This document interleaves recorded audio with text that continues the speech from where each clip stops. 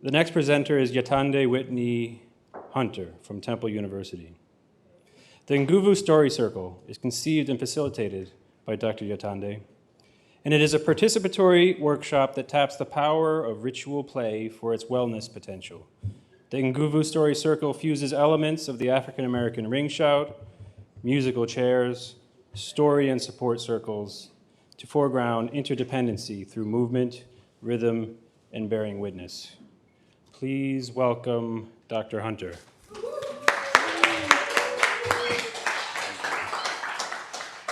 Thank you, thank you, thank you. All right, so we've been talking a lot, and this is awesome. So we're going to do a little bit more talking and some moving, dancing. Before I get started, I want to first acknowledge the things that you're not going to get in this talk a little bit. You're not going to get a deep history of how this came about, all the components that make this experience up for it. You're going to get some of it. There is a paper that I have written that is it's entitled, The Ring Shout, A Corporeal Conjuring of Black Togetherness. Okay. In that essay article, that's where you're going to get the stuff that you're not going to get today. Okay. The other thing that I'd like to do before I get started is I really would like to acknowledge, because it actually turns out that some of the influences, the inspirations for this very work, Nguvu Circle, and my working through coming into relationship with the ring shout, those people are actually in the room, okay? I know I'm gonna put people on the spot and they don't like that, but it's gonna happen. One of them is Reggie Wilson, who is a choreographer, a New York, Brooklyn-based choreographer, who has been an inspiration of mine for many years. And when I came to New York, wet on the bottom and green and everything, we became roommates, and then I started dancing with Reggie and his company. So I want to acknowledge your presence here. Thank you. The other person that I'd like to acknowledge is Dr. Katrina Hazard, because it is in this very essay, the shoulders, she's present in this essay, okay? And one of the other inspirations and influences that actually is the root of what this is about for me, this search that is a scholarly search, this search that is a personal search, this search that is an artistic search, comes through his family right over here, the McIntosh County Shouters. So the very reason that I am here is because I wrote an article called The Ring Shout, A Corporeal Conjuring of Black Togetherness. And in there, the tradition, I acknowledge the Gullah Geechee tradition that is still intact and still alive through the McIntosh County Shouters. So in this acknowledgement, I am acknowledging my artistic lineage, and I am acknowledging an ancestral lineage as I continue to do research on my own very family, finding out how I am connected to this tradition through blood. And so this is something that I've been at for a little bit. A little bit more positioning of myself. I am a scholar, I am a dancer, I am a choreographer. So the experience of this engagement is from that point of view, looking at the ring shout as a cultural heritage for Black people in this country in particular, and globally thinking about some of those topics have already been presented today. So as I am presenting this to you and asking for your engagement and your participation, know that I am coming through the lens of these three areas: the artistic, the scholarly, and the very much personal. Okay? All right. Enough of that. All right, let's get this going. So, Nguvu Circle. You're going to see a little bit about me, some photos. There I am. Interdisciplinary dance performance artist, assistant professor, hopefully soon to be associate. Get them papers going. And in fact, actually, I want to take that opportunity to acknowledge that in this room also are some of my mentees that I've been advising, Moramina Parker and Zita, where are you? Is she? There she is, Zita Allen. Okay, so they are PhD students at Temple, and it's been a pleasure to get to know them and work with them. I'm also the coordinator of the African Diasporic Dance Series, so that's why we gotta be more in contact, I think, yes. And also the co-creator of Denizen Arts Project, which is an artistic, collaborative and artistic project and platform for my creative work and other things that I like to do around research and such things, and art making. I think it's going this way. This is an artist statement that I have been picking at for some time. Afro-shamanic journeying, conjuring embodied authenticities. You can read it. I come from a school that says if it's text that you can tell them, you shouldn't put it up on the thing. But, but in this case, I'm not going to ask you to read it, but I will point you towards a few things here. A couple of the highlights there. You heard that already. Dance performance as a spiritual, social, political endeavor. I'm really interested in the intersections of sacred and the secular, the spirituality of art and the art of spirituality, and thinking about the centrality of the body, the dancing body, in relation to those two lanes or pathways. And there's other things there. There's a website, whitneyhunter.com. I'm the other Whitney Slayton, left earlier. I thought that was pretty funny. And that doesn't happen often anymore. Okay, here we are. Here is that moment of I want to know more, but you're gonna have to read the paper on, or we'll be talking later, so we'll talk about this. So here is what I have learned, and what I also address and think about through this idea of the ring shout. An ancestral veneration, spiritual worship tradition, of the enslaved Africans. A lot of the language, our language, the way we're talking about slavery, the enslaved, a lot of that is morphing constantly. So forgive any language that is not fresh off the academic press, so to speak. On the U.S. Southern plantations, the ring shout has as its roots in West Central African Congo culture and is commonly thought of as the first African dance of America, if you will. The tradition is both secular and sacred forms. The tradition in both secular and sacred forms continue today globally. Here are some characteristics that I have learned, that I have experienced, that I have witnessed.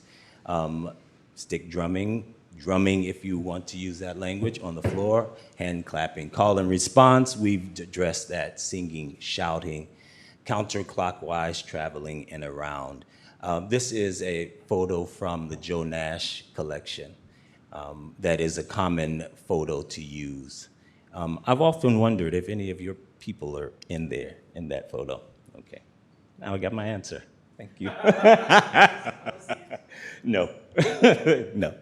All right, moving on. Musical chairs.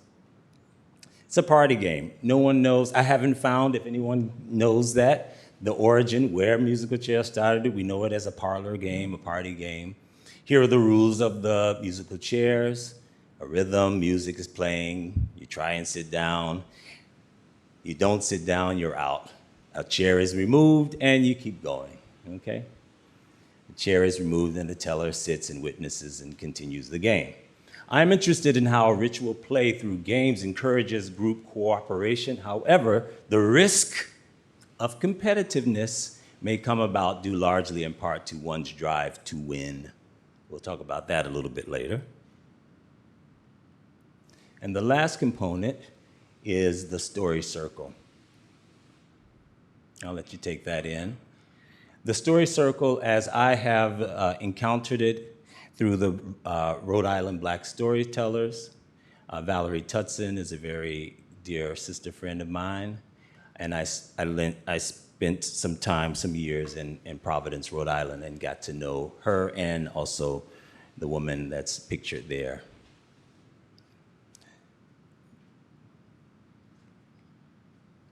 The Nguvu Circle.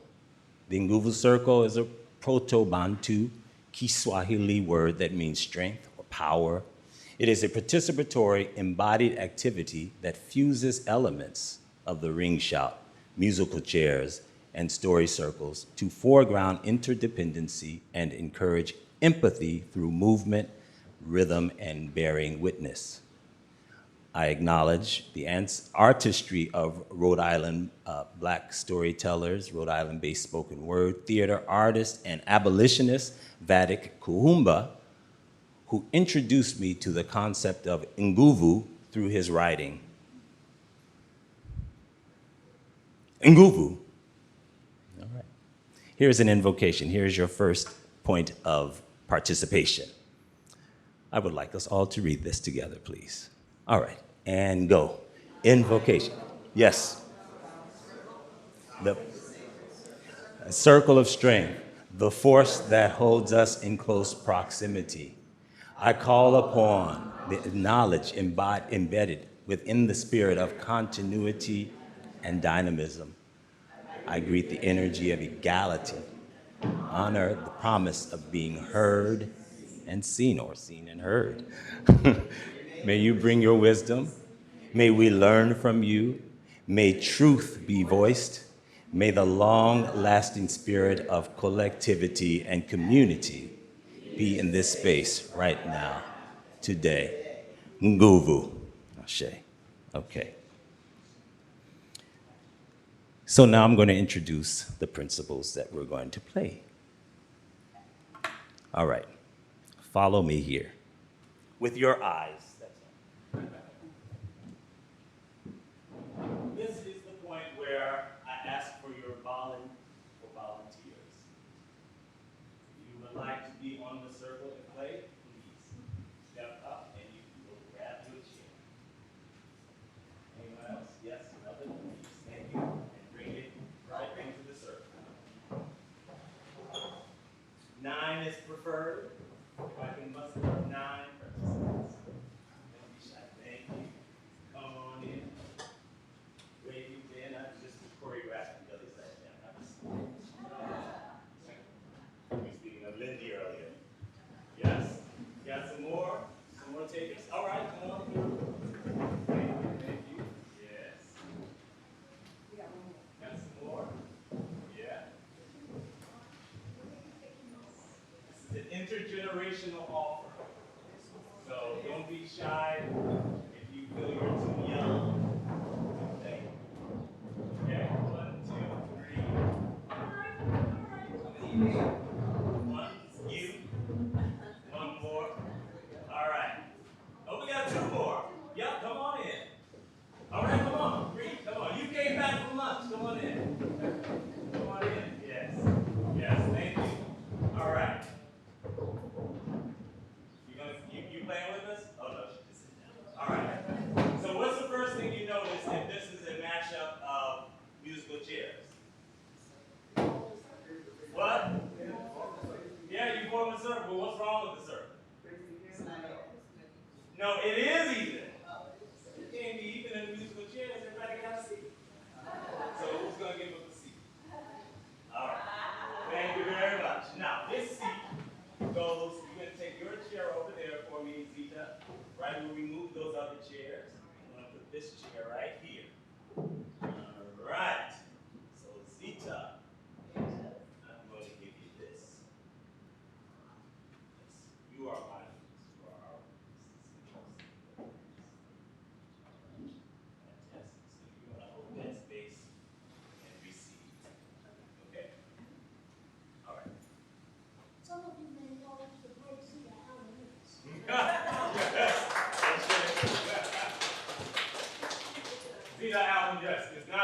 obviously my advisor, she's a fabulous and profound. I would not be quiet, but I'm not very well. She took over the field for the rest of us.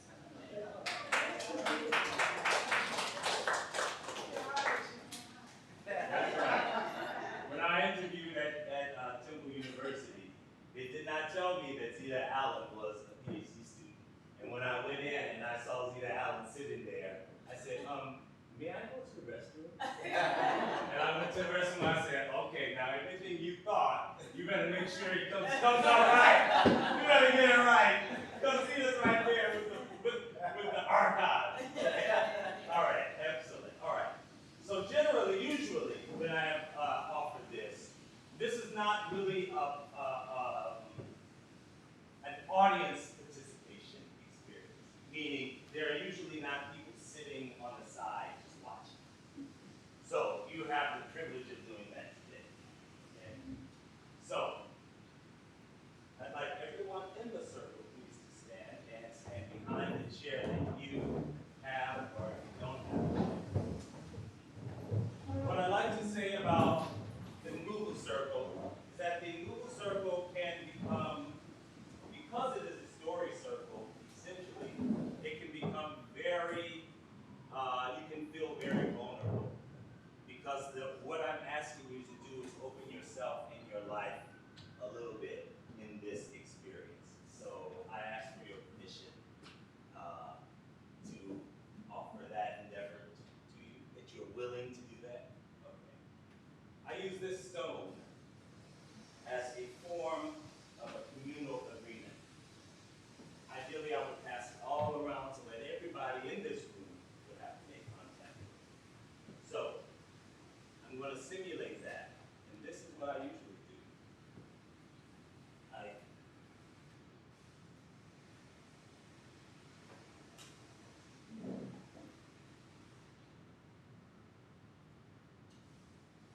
We talked about silence earlier. Here's that silence.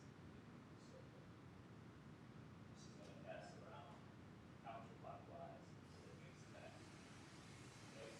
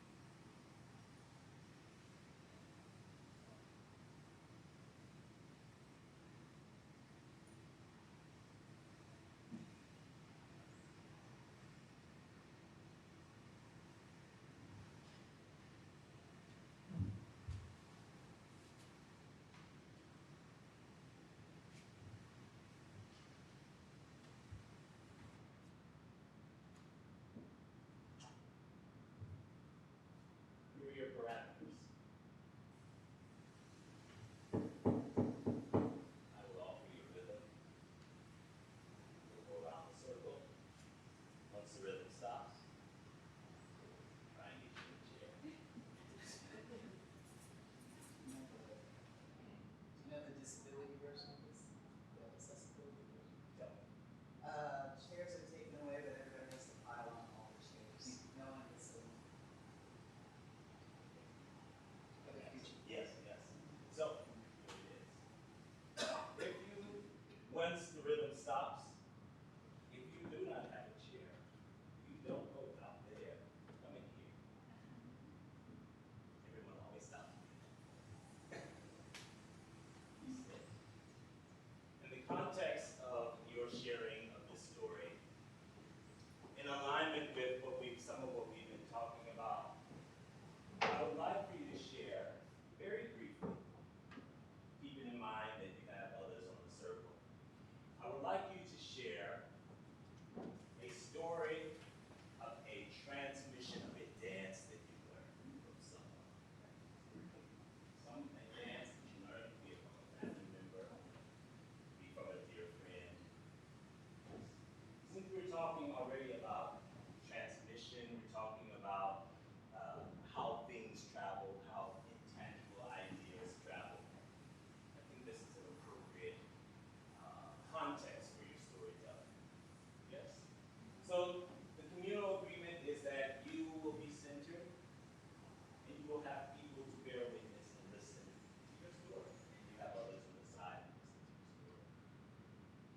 once you finish your story, you simply put the skull back and go towards Caesar.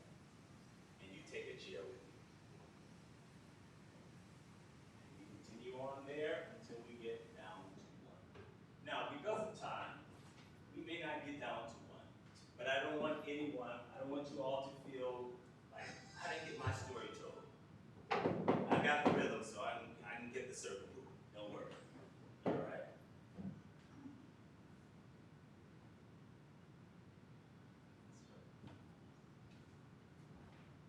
So, be careful.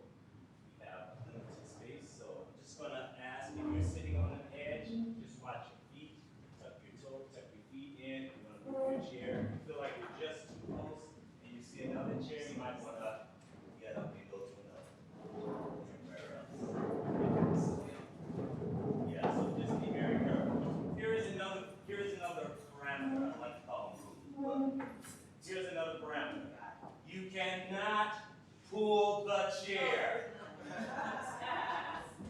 You cannot pull the chair and say, I got it. No. I'm sitting. That's my chair. You can only get into the chair, or you can touch the chair and say it's mine. But you cannot move the chair.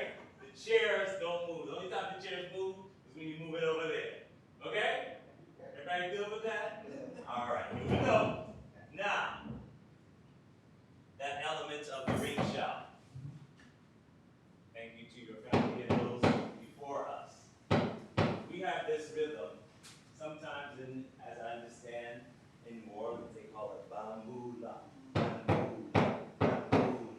So there's a lot of ways that we can now talk about this, which is so wonderful.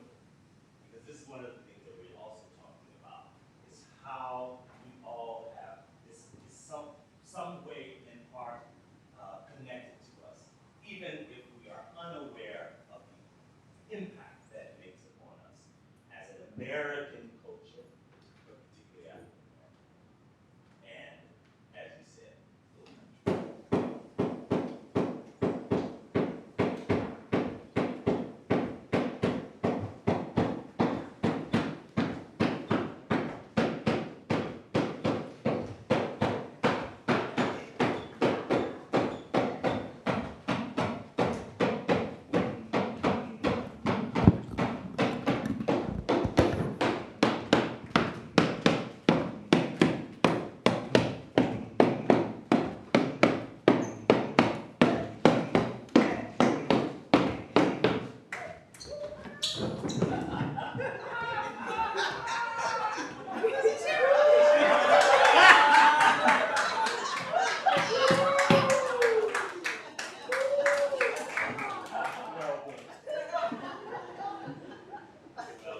I put this stool here so you don't feel like if you're facing the one, you can just turn around as you feel. Okay.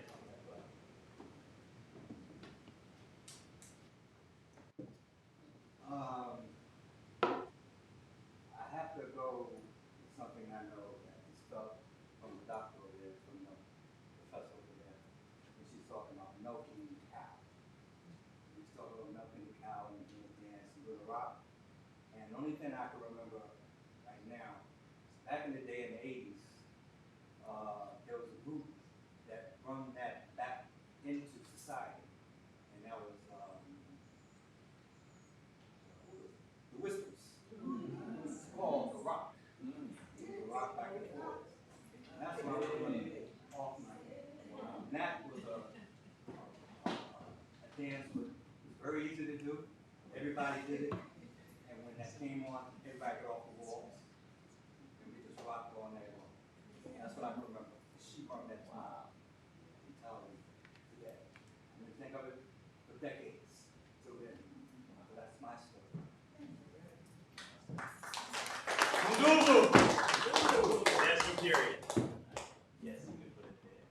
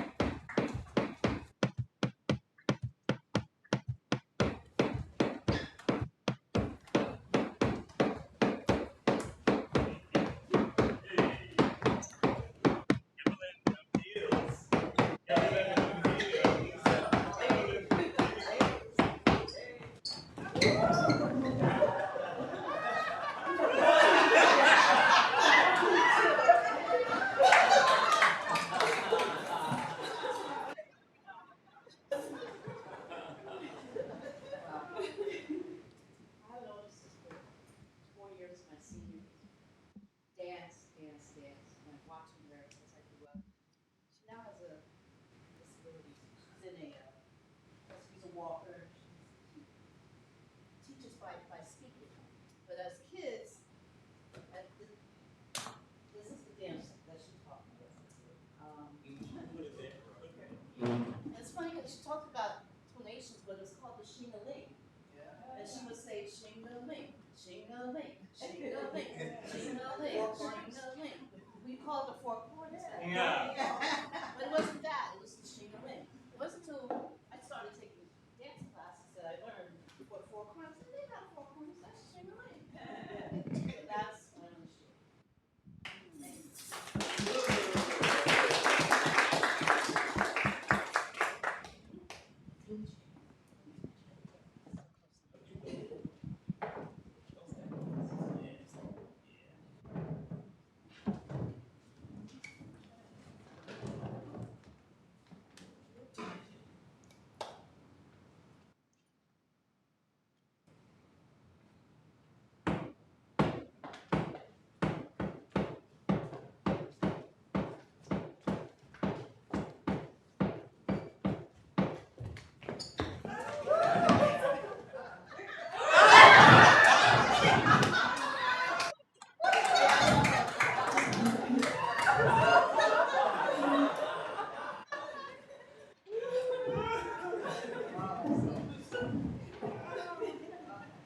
Right before your eyes. It vanished. Well, this is the dance.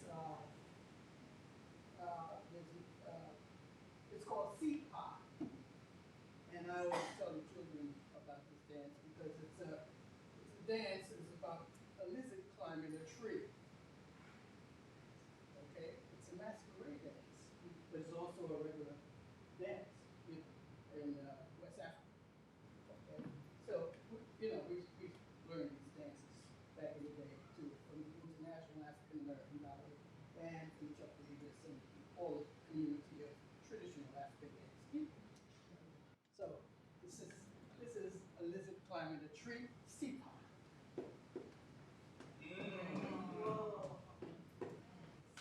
All these years.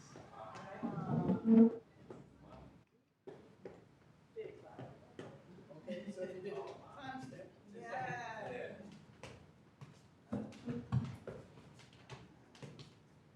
Okay. All right.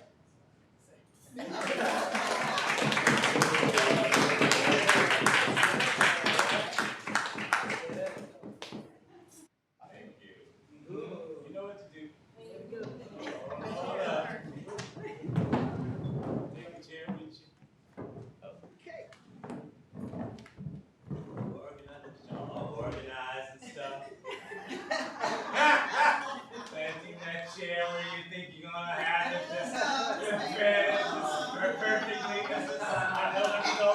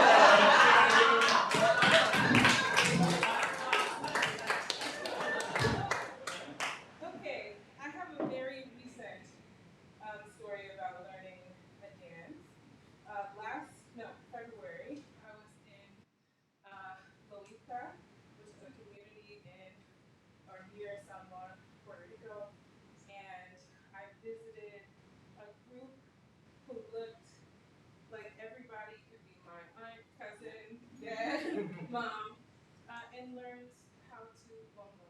Yeah. And it was children and elders and just a really lovely experience. And I've been to Puerto Rico many times, but never had such a wonderful experience. And so, don't ask me to do it today,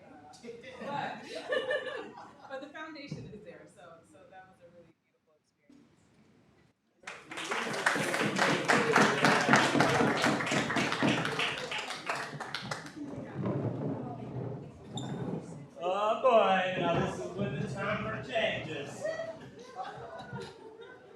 Remember, I said, mind your competitiveness.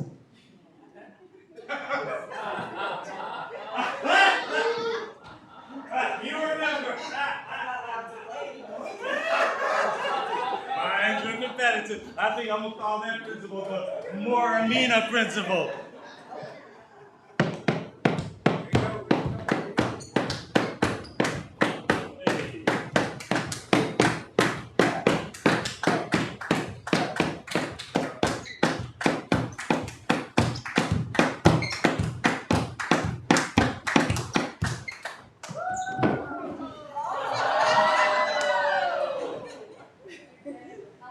Sorry about my absence. I'm from Tokyo. Last year I came here, and last year I went to Atlanta to join the oral history conference.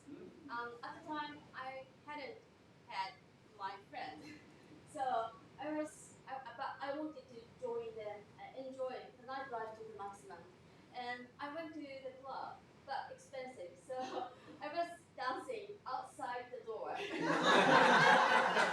And one guy who was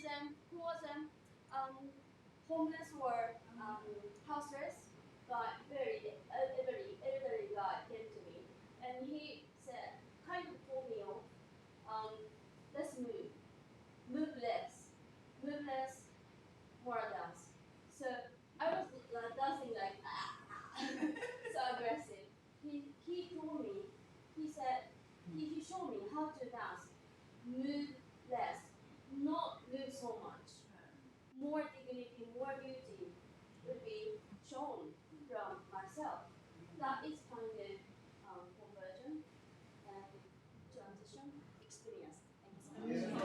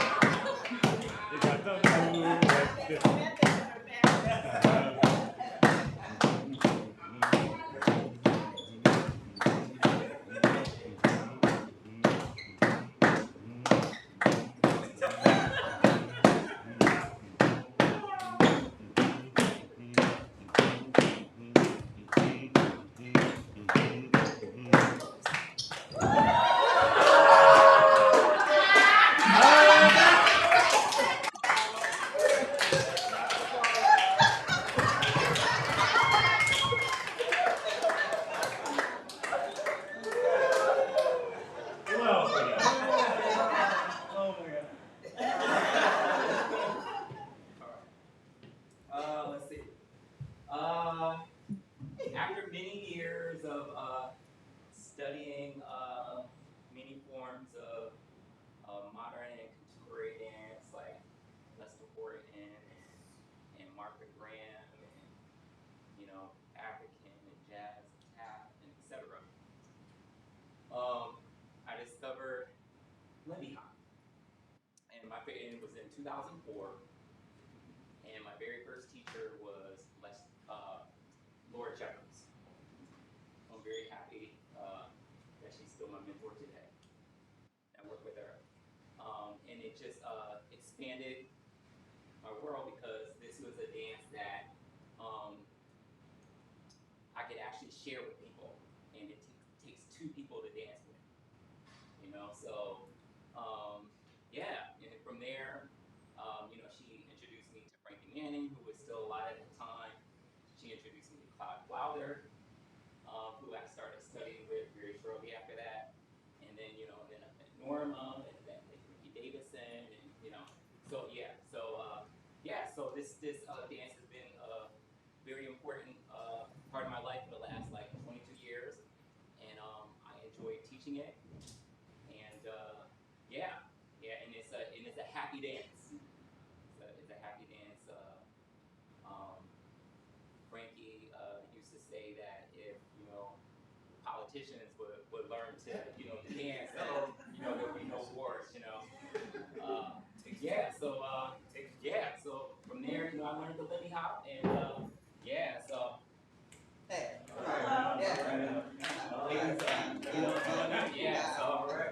So that's my story.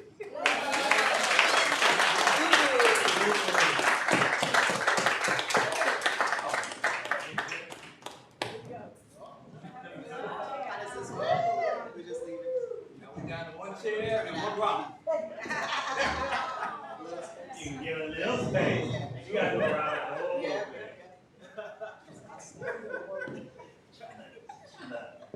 Find a way.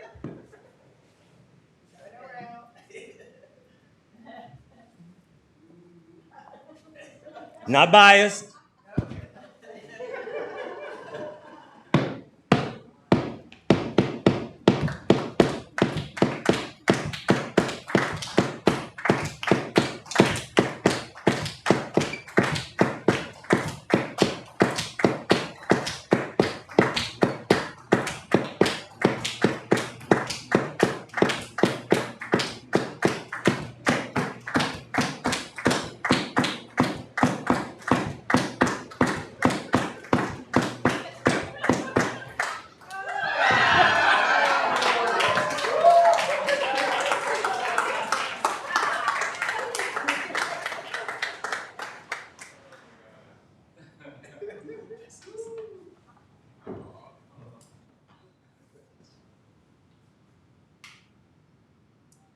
I'm 4 years old, and my mother puts my feet on hers and teaches me how to do the Lindy, the Australian slot, just every dance that she knew in Rockville, Maryland, which is the home of the real Uncle Tom, whose name is escaping me. Father Divine. Huh? Thank you, Josiah Henson, and me, and my ancestors. My father would be out drinking somewhere. My mother and I would have a night at the carpet. He was a carpenter and he made bars. And she'd make me orange freezes with no liquor in them. And every Saturday night with our credenza, the one you open up and the records are inside, we would dance. And I am a dancer, and I wrote a book about Black girls handcuffing games. And in it, I talk about the time I'm in my PhD and I'm sharing with my mom, I am such a great dancer. She goes, well, I danced with you so much because you danced on the wrong side of the beat. And I was like, oh my God, I felt like it was The Exorcist. I was like, what do you mean? And that became the basis of teaching about how musical blackness is learned in my book. Learned in the womb, passed down by the ancestors. But learned all the more.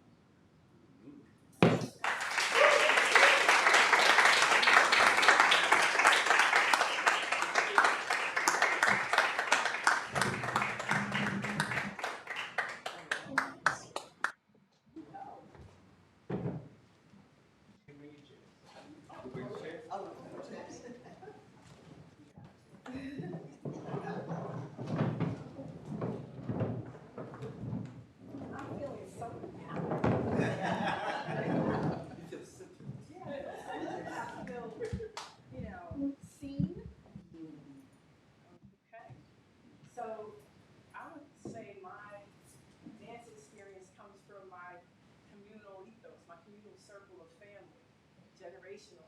My family's a product of the Great Migration, coming from Virginia back in 1960. It's like cousins came up and then sisters came up in this family. And at my Aunt Cassava's house, almost every other Sunday or Saturday, mostly Saturdays I should say, I watched my family dance together. Motown for sure, the Jackson Fives for sure. So, we would even plan these, like my cousins and I, my family's big. My mom's family's 20, my dad's family's 13, and we had both sides sometimes at Mom and Staller's house because they all came up from the same community of Nelson County there in Virginia. I even wrote a book about this called Revival Town, in which I actually speak on this family practice of going back south. And we would dance south too.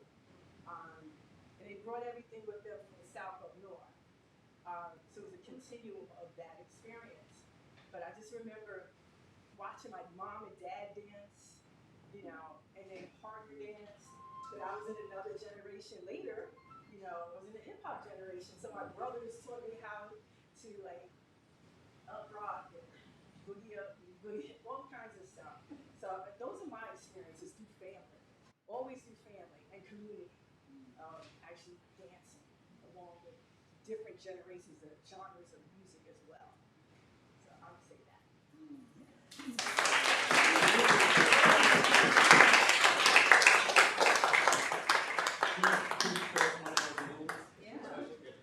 My brothers, okay. So this is up in the Bronx in the 1970s, 80s, and they would, Sam would have to sing that. Oh, come on.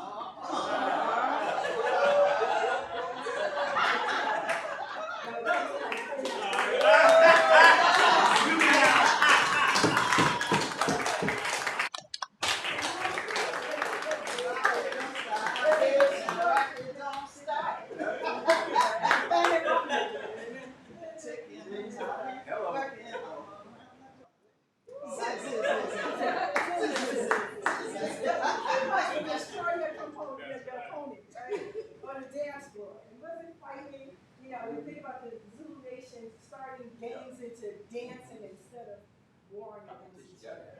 And I'm growing up in the heart of that. The Bronx is like burning all around us, but dance and music was helping us to survive.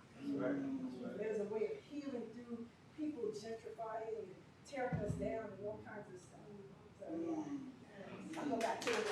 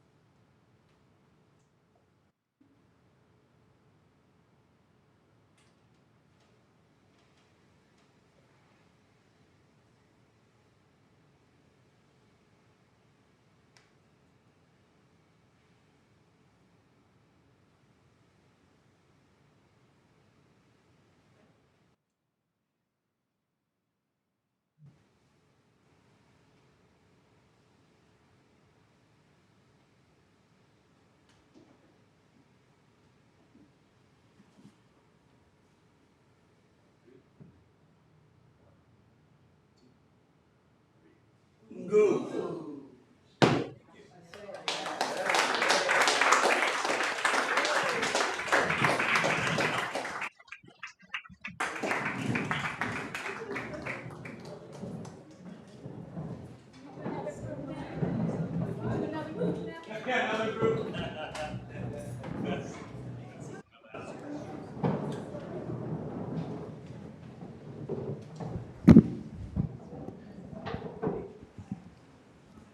Thank you.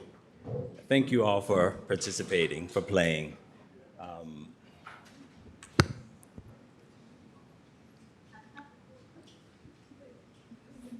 The final words that I'd that I'll have is as we transition into the next sort of question and answer. But if you have burning questions, concerns, comments, I welcome them now. Yes, Zita. Are we going to get you a mic?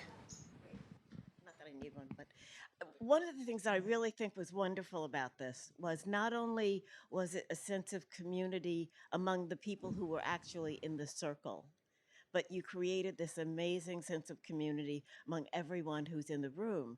And I don't know about you guys, but I found myself thinking about when my dad taught me how to do the Lindy Hop, just all kinds of wonderful family memories. And it shows us too how not only does dance shape a body, the dancing body, but the dancing body shapes the community as well. Yeah. Shay, thank you. Yeah. I love that. Thank you.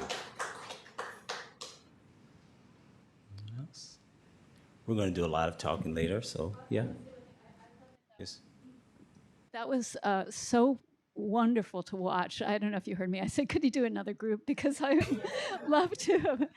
It was flawlessly structured and just perfect in every way. I taught dance to children for many years. And so I'm watching that and I'm like, I cannot wait to share something like this with, adapted to children. But Yes.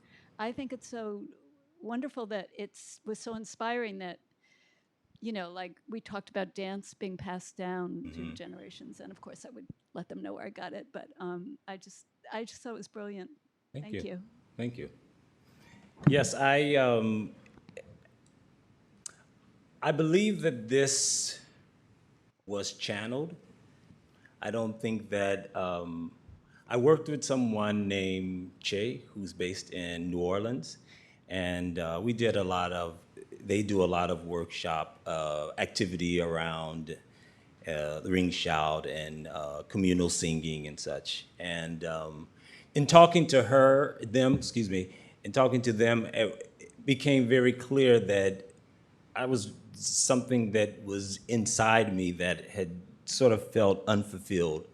And when I first came into, I guess you'd say, came into contact really with the ring shout was when I was an undergrad and studying at Howard University at dance. And I remember the book, I remember the performance, seeing Philadelphia perform at whatever theater it was, and they did Southern Landscape.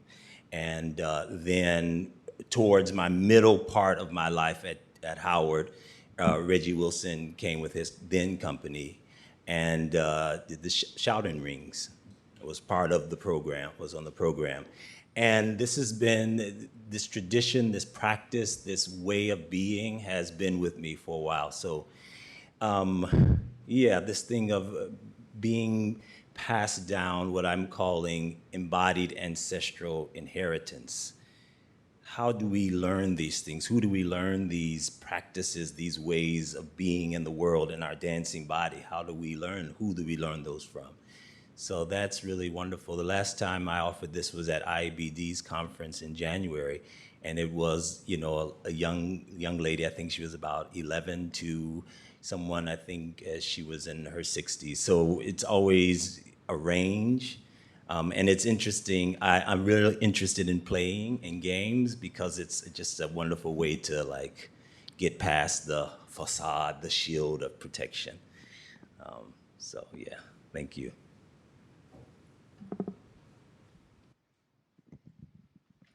As the only band player of Nguvu, I've seen you present this. I believe this is the third time. Fourth, Fourth but yes. time? I wasn't at IBD this year. Right, So I've yeah. seen it 3 times. And I really appreciate how the play remains, but how, to your point, how smooth, how I see the structure becoming smoother and smoother. And I do think this is the first time I've ever seen it with an audience around it or with a group of people around it. And I was a little concerned that it would take away. But to Zita's point, it added to, because I just found myself remembering all of these other times that I've learned to dance, particularly outside of codified spaces, and returning to those moments and seeing them as pieces in my dance history that really matter, that aren't just at a ballet bar or on a Marley floor. Right. I also love the idea of play, no matter what age you are. This is not a game just for children. This is a game for people to play. And it's the idea of circumventing what we think of as aging in the West, or however we conceptualize that. I'm thinking of Dr. Dixon Goshield, and thinking of ideas of like ephebism, and how that's not necessarily relegated to an age, Yes. but it's to a spirit. And the same thing with play. So I really appreciate that. Thank you. You're welcome. Thank you. Dr. Katrina, over here.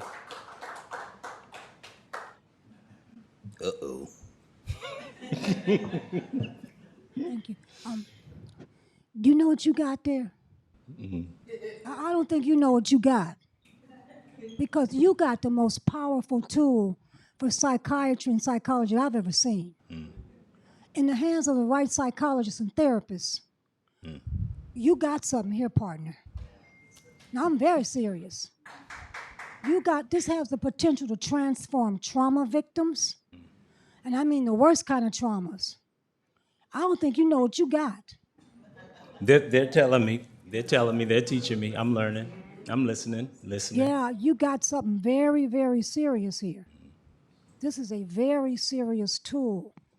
It can stretch across time and culture.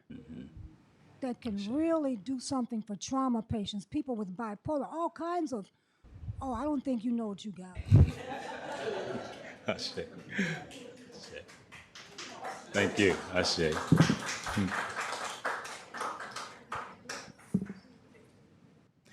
Can we have time for one more? Yeah, and then thank you, Felix. To encompass, to follow the leads that these three.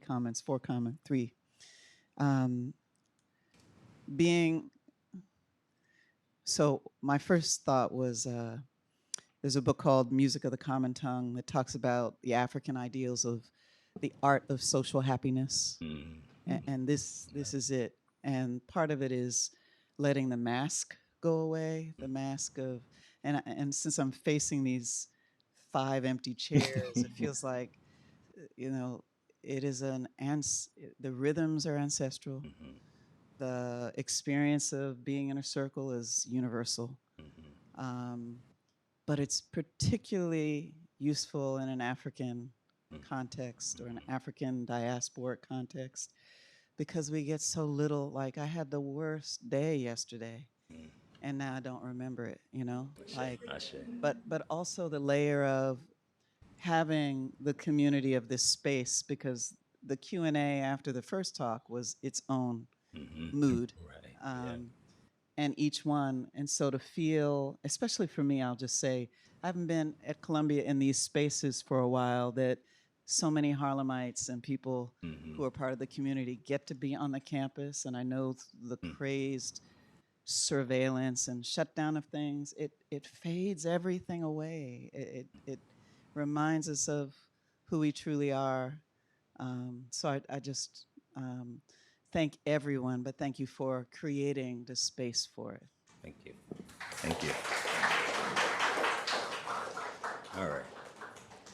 We better stop there, because I'm a waterhead. Thank you all. Thank you. Thank you.